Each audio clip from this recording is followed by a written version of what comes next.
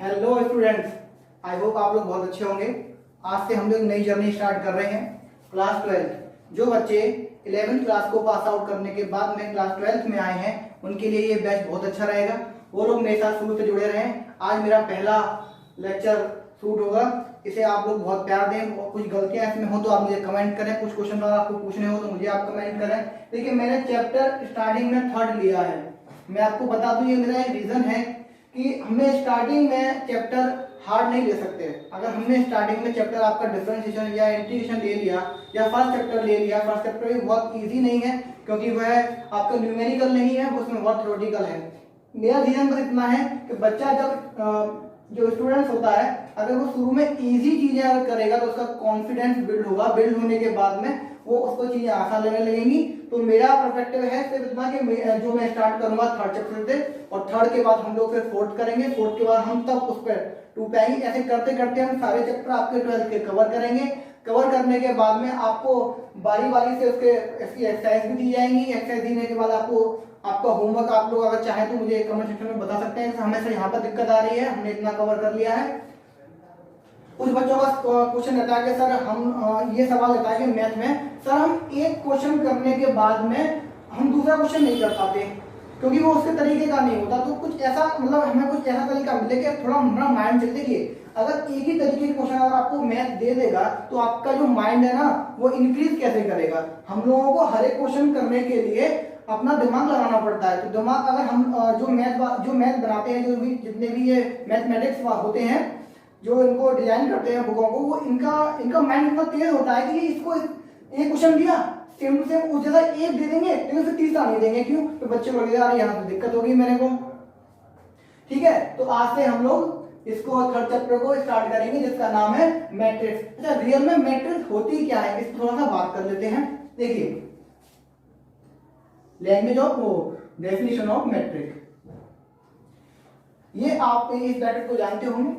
ठीक है, इस ब्रैकेट के अंदर अगर आप कोई भी एलिमेंट लिखते हैं, इस ब्रैकेट के अंदर आप कोई भी अवयव अगर लिखते हैं, चाहे वो अल्फाबेटिकल हो, चाहे वो हिंदी में हो, चाहे वो मैथ में हो, तो वो आपका मैट्रिक बन जाता है। जैसे कि आपने यहाँ पे लिखा ABC, आपने लिख दिया 1 2 3 और आपने इसमें लिख दिया, मान लो आपने इसमें ये लिख दिया। ठीक है, सॉरी ये नहीं आएगा। तो ये क्या कहलाएगी आपकी? ये आपकी मैट्रिक कहलाएगी। ये मैट्रिक का साइन है, आप बोल सकते हैं कि ये साइन ऑफ मैट्रिक है। ठीक है, मैट्रिक का चिन्ह मैट्रिक को दर्शाता है। अच्छा, अगर कहीं पे ऐसे लिखा हो तो इस तरीके से,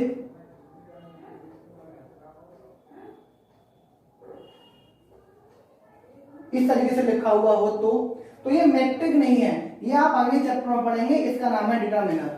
ये मैट्रिक का नहीं होता, ये डिटरमिनर में आता है। ठीक है, तो ये 4th चैप्टर है। अभी हम 3rd चैप्टर का करेंगे। 3rd चैप्टर कराना इसलिए हो गया क्योंकि उसके बिना 4th चैप्टर आपको समझ में नहीं आएगा। तो इससे भी क्वेश्चन आपके काफी फंसते हैं। इसमें 8 नंबर का क्वेश्चन भी आपका बोर्ड के एग्जाम में आता है। तो हम स्टार्ट करते हैं। आप लोग समझ गए होंगे कि ये हमारा आव्यूह क्या होता है। अगर इस ब्रैकेट के अंदर कोई भी एलिमेंट लिखा हुआ हो तो वो हमारा आव्यूह कहलाता है। अब चीजों को थोड़ा समझते हैं। देखिए, हर बुक में तरीका अलग होता है लिखने का, करने का, और साइन भी उसके अलग होते हैं। कोई MN से दिखाता है, कोई JK से दिखाता है। अगर आप इस बैच में कंटिन्यूअस रहेंगे तो आपको चीजें बहुत आसानी से समझ में आएंगी किस तरीके से। ठीक है, करते हैं।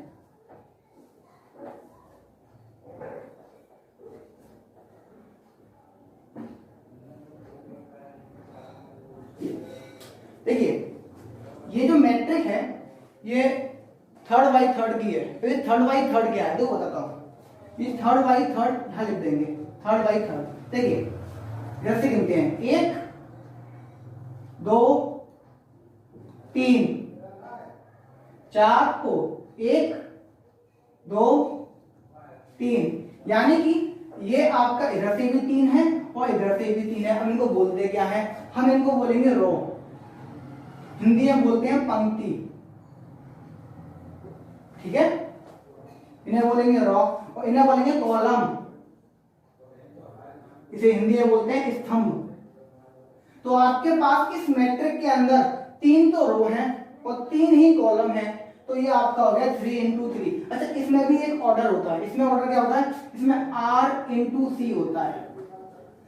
रो इंटू कॉलम होता है, कॉलम इंटू रो आप कहीं मत करिएगा। अब आप बोलेंगे सर इससे क्या फर्क पड़ेगा, अभी देख लेते हैं 1 मिनट के लिए। चीजों को आराम से समझेंगे, धीमे धीमे, बहुत इजी चैप्टर है और इजी वे में ही पढ़ाया जाएगा।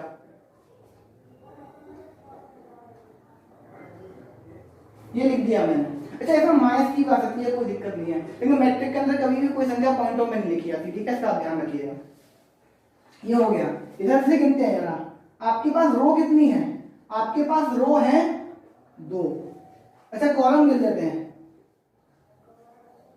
कॉलम कितने आएंगे 3rd।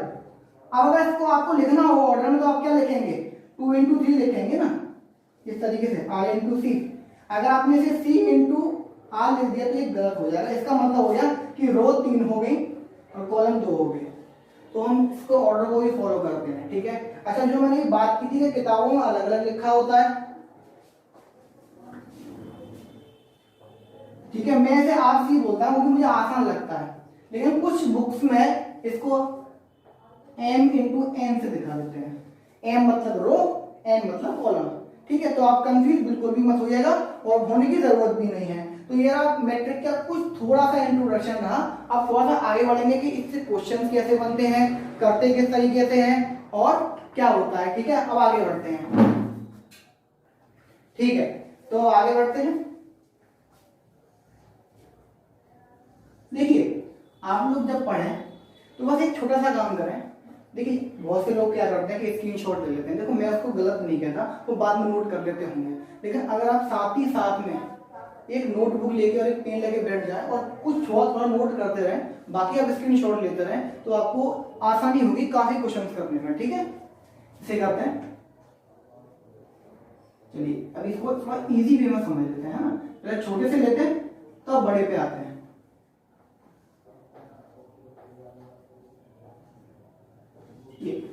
ये कितने बाई कितने की मैट्रिक होगी, अगर बताएंगे मुझे फटाफट से। सही जवाब 2/2, क्योंकि हमारे पास इसमें रो कितने हैं 2 और कॉलम कितने हैं 2। देखते हैं, अब अगर मैं आपसे ये पूछूं कि अभी आप इस वक्त कहां पर हैं, अगर मैं आपसे पूछूं अब कि अभी इस वक्त आप कहां पर, तो आप बोलेंगे ऑब्वियसली हम घर पर हैं, ठीक है। तो अगर मैं आपसे पूछूंगा इसमें ए की पोजीशन क्या है, क्योंकि ए भी तो एक ही पोजीशन इसमें पक्की है ना, ये बिल्कुल ठीक जगह बैठा हुआ अपना, ये यहाँ पे भी हो सकता था, ठीक है, वहां पर है तो उसका कोई ना कुछ तो नाम होगा, ठीक है। तो बी की पोजीशन क्या होगी, सी की क्या होगी और डी की क्या होगी, इस क्वेश्चन बन जाता है 1 नंबर का। तो हम आपको इसकी उसको कैसे दिखाते हैं ये बताता हूँ। इस पोजीशन को बोलते हैं आप आई और जे, क्या बोलते हैं आप, आई और जे से दिखाते हैं। तो बताते हैं हमें ये कैसे चलता है, इसी बता देते हैं। देखेंगे यहाँ पे आप आई और जे लिखिए, यहाँ पे लिखिए, यहाँ पे लिखेंगे। ये आई और जे जो होते हैं ये किसी भी एलिमेंट की आपको पोजीशन बताते हैं। अच्छा, ये जो ए है ये कौन सी रो में है, ये कौन से रो में है, ये पहली रो में है, तो आई की वैल्यू होगी 1। आई की वैल्यू क्या होगी 1। तो आप आई को आर के बराबर बोल सकते हैं, ठीक है, कोई दिक्कत नहीं है। अब इस पे आते हैं, ये कौन से कॉलम में है, ये पहले कॉलम में है, तो सी की और उसकी जे की वैल्यू क्या होगी 1 और ये सी के बराबर आप इसे बोल सकते हैं। मैंने क्या कहा था, तो वो बुक्स में कई तरीके से बताते हैं, मेरा तरीका थोड़ा सा आसान रहता है, मैं ज्यादातर इन्हीं को लेके चलता हूँ, लेकिन हम लोग बुक्स ना चला तो बुक्स सब चले हैं, कोई दिक्कत नहीं है। इतना हो गया। तो मैं यहाँ पे अगर मैं अगला एक मैट्रिक बनाऊं तो मैं यहाँ पे ये 1 1 लिख सकता हूँ, और ये कुछ इस तरीके से लिखेगा, पहला कॉलम पहली रो पहला कॉलम, तो ये यहाँ पे मार्क करेगा इस तरीके का, तो यानी कि ये 1 1 आया। अब ये बी कौन सी पोजीशन पे होगा ये देख लेते हैं। अच्छा, बी तो पहली रो में ही आ रहा है ना, तो आई की बी के लिए आई की वैल्यू क्या होगी, बी के लिए आई की वैल्यू 1 होगी, क्योंकि जो आर की वैल्यू होती है वही आई की वैल्यू होती है। तो ये पहली रो में आ रहा है, और कौन सी कॉलम में आ रहा है, दूसरे कॉलम में आ रहा है, सी की वैल्यू क्या होगी 2, सॉरी जे की वैल्यू 2, तो यहाँ पे जो लिखा जाएगा बी। अच्छा, आई पहले लिखा आता है, तो आई की वैल्यू 1, इसकी वैल्यू 2, तो ये 1 2 है। इस पे आके नीचे वाले का कौन सी रो में है, ये है आर, दूसरी रो में, सेकंड रो में है। तो सी के लिए यहाँ पे अगर लिख लीजिए, सी के लिए वो ए और बी के लिए सी के लिए कर रहे हैं, तो आई की वैल्यू क्या होगी, क्योंकि ये आई जो होता है वो आर होता है, तो कौन सी रो में है, ये दूसरी रो में है, तो जे जे कौन सी में है, ये पहले कॉलम में है, तो ये 2 1 बना, ये क्या बना, तो ये 2 1 बना, तो ये 2 1 हो गया। तो ये 2 1 ये क्या बता रहा है, ये बता रहा है रो, ये अगर आप देखें तो ये आर और सी है रियल में वैसे तो मतलब ये है कि रो और कॉलम है, दूसरा रो है और पहला कॉलम है, तो इससे आपको इसकी इनकी पोजीशन पता चलेंगी, डिफाइन होती है। अब मैं ये आपके लिए छोड़ रहा हूँ, यहाँ पे क्या आएगा आप लोग कमेंट करें मुझे फटाफट से। चलिए हमारा एक छोटा सा टॉपिक और पूरा हुआ, अब हम आगे बढ़ते हैं। देखिए अभी मैंने जो आपको टॉपिक कराया ये पोजीशन थी एलिमेंट्स की, ठीक है। अब इन पर क्वेश्चंस किस तरीके से बनते हैं तो हम तो एक दो एग्जांपल करेंगे ताकि हमें ये समझ में आ जाए कि ये क्यों कराया हमने। देखिए वो आपको एक मैट्रिक्स देगा, वो आपको एक मैट्रिक्स दे देगा ए बी सी और डी, ये क्वेश्चन है उसका, ठीक है। उसने आपको ये क्वेश्चन दे दिया और बोला कि फाइंड द वैल्यू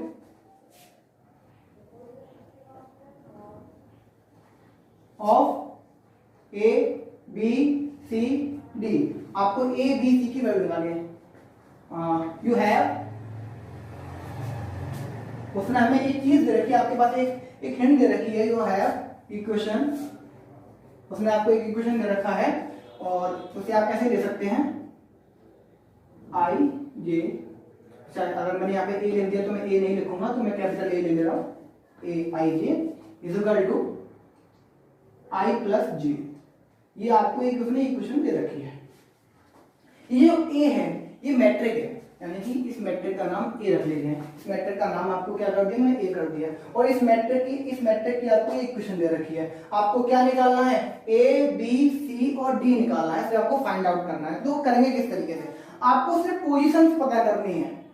ये करने के लिए, ये एक इक्वेशन से एक मैट्रिक में कन्वर्ट करने के लिए, एक इक्वेशन से एक मैट्रिक की वैल्यू निकालने के लिए सिर्फ आपको आपकी जो जिसको आपको वैल्यू निकालनी है उसकी आपको सिर्फ पोजीशन पता होनी चाहिए। पोजीशन मतलब कि स्मॉल ए कहां पर है, v कहां पर है, c कहां पर है और d कहां पर है, ये आपको पता होना चाहिए। अच्छा मैं इस इक्वेशन को यहां पे लिख रहा हूं फटाफट से, i j equal to i plus j, ठीक है। देखिए i और j, अच्छा मुझे क्या निकालना है, मुझे निकालना है स्मॉल ए, तो मैं स्मॉल ए के पास i और चल स्मॉल ए, तो यहाँ पे आई और जे लिखा हुआ है, तो मैं यहाँ पे तो आई और जे नहीं लिखूंगा क्योंकि ए की तो पोजीशन मेरे को पता नहीं थी कैपिटल की, तो स्मॉल ए की पोजीशन मेरे को पता है। कैसे पता है, पहले रो में है और पहले कॉलम में है, तो यानी कि यहाँ पे आई की वैल्यू भी 1 है और जे की वैल्यू भी 1 है। समझ में आ रही है ना, ठीक है। समझ में आ रही है तो बड़ा, अगर ये चीज समझ में नहीं आई तो आप थोड़ा पीछे हटिए, थोड़ा इसको पीछे करिए वीडियो को, उसको दोबारा से देखिए, उसके प्रैक्टिस करिए। मैंने बताया था अभी कि जो यहाँ पे आई और जे लिखते हैं, आई होता है हमारा आर और जे होता है हमारा सी, यानी ये होती है रो और ये होता है कॉलम। ये आई और ये, और आई को पहले लिखते हैं, जे को बाद में लिखते हैं, मैंने अभी भी कंफर्म किया था, ठीक है। तो यहाँ पे 1 1 आ गया, और बढ़ते हैं आगे। अब इस 1 1 को, आई की वैल्यू 1 है, जे की वैल्यू 1 है, यहाँ पुट करेंगे फटाफट से, तो इसकी वैल्यू आ गई 2, इसकी वैल्यू कितनी आई 2। बी को निकालते हैं। अच्छा बी कौन से रो में है, बी रो में है, पहले रो में है, तो रो पहले लिखा आता है, आपको पता है रो पहले लिखा आता है। कौन से कॉलम में है, दूसरे कॉलम में है, तो दूसरे कॉलम में आ गया, ठीक है। तो फटाफट से कर देंगे 1 + 2 = 3। बाकी के 2 क्वेश्चन आप लोग करेंगे, मैं आप लोगों के लिए छोड़ दे रहा हूं और हम आगे बढ़ते हैं। देखिए तो मैंने अभी आपसे कहा ना कि 2 क्वेश्चन आप लोग करेंगे, मैंने छोड़ दिया है, आप लोगों को करना है, लेकिन मैंने यहाँ पर उसका आंसर आपको डिफाइन कर दिया है, 2 3 और 3 4 आएगा, ठीक है। आगे बढ़ते हैं। चलिए देखिए हमने अभी एक टॉपिक कवर किया, हमने इक्वेशन से मैट्रिक्स की पोजीशन निकालना सीखा था अभी। तो हम क्या करेंगे, हम सीखेंगे इक्वल मैट्रिक्स, समान आव्यूह। समानता आव्यूह में क्या होगा कि आपको 2 आव्यूह दे रखी होंगी ए और बी, या फिर 2 इक्वल दे रखी होंगी, आप कैसे भी कर सकते हैं समथिंग। जैसे कि आपको एक एग्जांपल ले लेते हैं छोटा सा,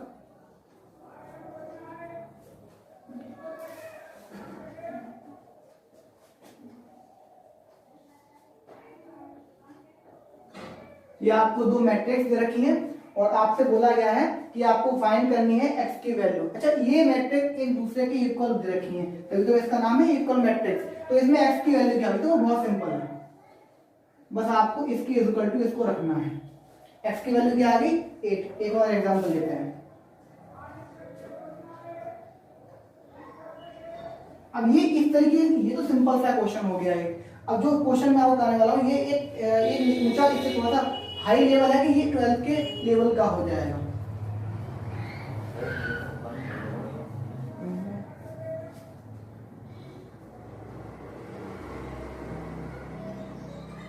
ये अब इसमें आपसे वैल्यू पूछेगा, ये x और y की वैल्यू आप लोग निकालिए। तो हम क्या करेंगे, इसको इसके इक्वल टू रखेंगे। क्यों? क्योंकि ये भी फर्स्ट और फर्स्ट कॉलम है, इसकी भी पोजीशन 1 1 है और इसकी भी पोजीशन 1 1 है। तो हम दोनों की पोजीशन जिनकी सेम होती है उन्हीं को एक दूसरे के इक्वल रखते हैं, ये बात आप ध्यान रखिएगा। तो मैं x प्लस y को इक्वल टू रखूंगा 6 के, और दूसरी मेरी इक्वेशन बनेगी, मैं x माइनस y को इक्वल टू रखूंगा, सॉरी ये गलत हो गया, सही है ठीक है, 6 और ये इक्वल हो जाएगा 2। मेरे पास इक्वेशन कितनी है, फर्स्ट सेकेंड। अब हम क्या करेंगे, ऐड कर देंगे इनको, तो ये कट हो जाएगा, ये 2x और ये कितना हो गया 8। 2 से ये काटा तो x की वैल्यू कितनी आई 4, x की value 4। Put the value in equation first, आपको y की वैल्यू भी मिल जाएगी। समीकरण तो x का मान समीकरण 1 या 2 में से आप किसी एक में भी रख दीजिए, आपको किसकी वैल्यू मिल जाएगी, y की वैल्यू मिल जाएगी। ठीक है, अब हम अभी इसके बाद हम पढ़ेंगे मैट्रिक्स ऑफ एडिशन। ठीक है, अभी आपने देखा हमने क्या पढ़ा, इसके बाद हम लोग आते हैं एडिशन ऑफ मैट्रिक पे, मैट्रिक के जोड़ पर। अच्छा, आपको पिछला टॉपिक समझ में आ गया होगा, अगर नया हो तो आप मुझे कमेंट करें, मैं उसको दोबारा और अच्छे से एक्सप्लेन करूंगा। इसका एग्जांपल लेते हैं। हमारे पास मान लीजिए 2 मैट्रिक दे रखी है आपको,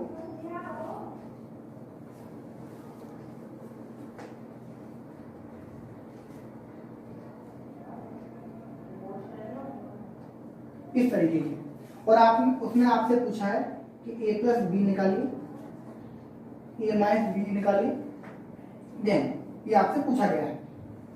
तो करते हैं इजीली क्या है,